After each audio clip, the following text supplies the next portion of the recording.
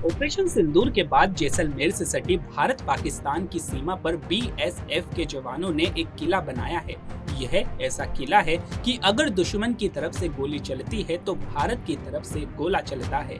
हाल ही में हमने देखा था कि किस तरह से बीएसएफ का तोपखाना पाकिस्तानियों के पर खच्चे उड़ाने के लिए तैयार था। भारत पाकिस्तान सीमा पर तैनात बीएसएफ की इन तोपों की आवाज से पाकिस्तान थर्रा रहा था। ऑपरेशन सिंदूर के बाद पाकिस्तान ने अपनी फौज लोंगेवाला के सामने अपने क्षेत्र में इकट्ठा करनी शुरू कर दी थी और ड्रोन अटैक भारतीय क्षेत्र में किए थे।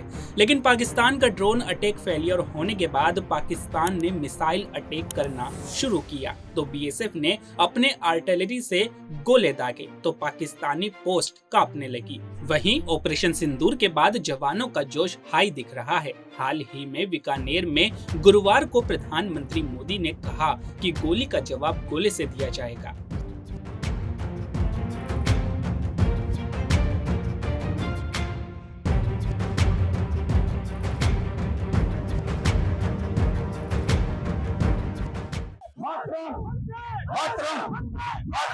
बड़ी एक्यूरेसी है इनकी, बहुत अच्छी प्रैक्टिस करते हैं क्योंकि ये हमारा जो इनका प्रैक्टिस है बेसिकली ट्रेनिंग है। ट्रेनिंग चाहे हम हमारे कार्बियों की बात करूं, आर्टिलरी की बात करूं या किसी और वेपन सिस्टम की बात करूं, हमारी उस दर्जे की होती है कि जब जरूरत पड़े तो हम बिल्कुल सटीक निशाना लगाएं। और उसका जीता जागता उदाहरण आपने जम्मू में और एलसी पर भी देखा है, जहां पर हमारे जो बटालियन का तोपखाना होता है 81 मोर्टार वगैरह से, वहां पर उनके कई सारे पोस्ट को बर्बाद किया गया है। सबसे पहले ये हमारा HE सेल जो कि हम इस गन से फायर करते हैं, इसको हम लगभग 20 किलोमीटर तक फायर कर सकते हैं और जहां पर ये सेल जाकर गिरता है वहां पर दुश्मन इसके धमाके से ही डर जाता है। और इसका यदि हम मार डालने का इलाका की बात करें तो 50 मीटर चारों तरफ ये दुश्मन को बर्बाद करने में सक्षम है। इसके बाद नेक्स्ट हमारा, इसको हैज के नाम से जाना जाता है। यदि दुश्मन का टैंक हमारी तरफ एडवांस करते हुए आता है तो हम उसको इस सेल के द्वारा बर्बाद कर सकते हैं। नेक्स्ट ये हमारा स्टार सेल है। दुश्मन रात में क्या एक्टिविटी कर रहा है उसको हम देखने के लिए इस स्टार का प्रयोग करते हैं।